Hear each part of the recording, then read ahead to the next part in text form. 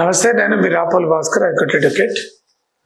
ఈ మధ్యకాలంలో విపరీతంగా చాలామంది యువత మత్తు పదార్థాలకు అలవాటు పడి డ్రగ్స్ని వాడుతున్నటువంటి పరిస్థితి.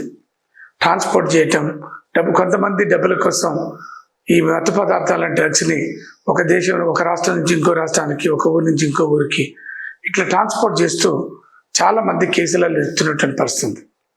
ఒక న్యాయవాదిగా మీ అందరినీ కోరేది ఏంటంటే, తొందరపడి మీరు డ్రగ్స్ తీసుకోకండి, డ్యామేజ్ కాకండి, మీ కుటుంబాలు నాగం చేయకండి.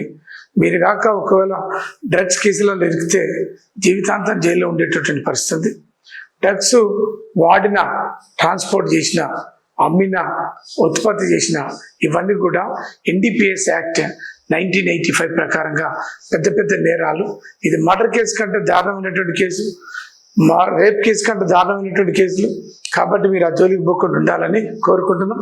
అయితే కొంతమంది అమాయకులకు సంబంధించినటువంటి వాహనాలు కూడా ఈ NDPS కేసులో ట్రాన్స్పోర్ట్ పేరుతోటి, రకరకాల పేరుతోటి పోలీసులు సీజ్ చేస్తున్నటువంటి పరిస్థితి.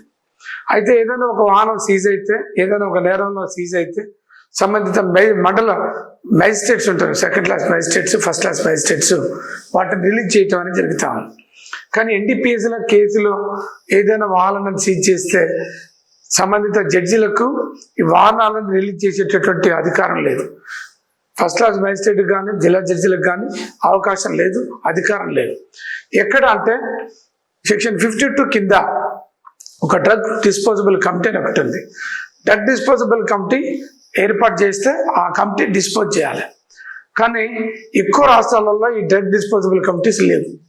కమిటీలు లేనప్పుడు ఎక్కడికి పోవాలి, ఏం చేయాలనేది ఒకటి పెద్ద ఎత్తున చాలామంది బాధితులకు సంబంధించిన వాళ్ళను సీజ్ చేసినటువంటి వాహనాలను రిలీజ్ చేయించుకోలేక కొన్ని కోట్ల రూపాయలు, వందల కోట్ల రూపాయల విలువ కలిగినటువంటి వాహనాలు చెత్తకుప్పులలో, పోలీస్ స్టేషన్ల ముందల, ఎక్కడెక్కడ వేస్తున్నట్టు గోడౌన్లలో వేస్తున్నటువంటి పరిస్థితి. ఏం చేయాలని చాలామంది అడుగుతారు.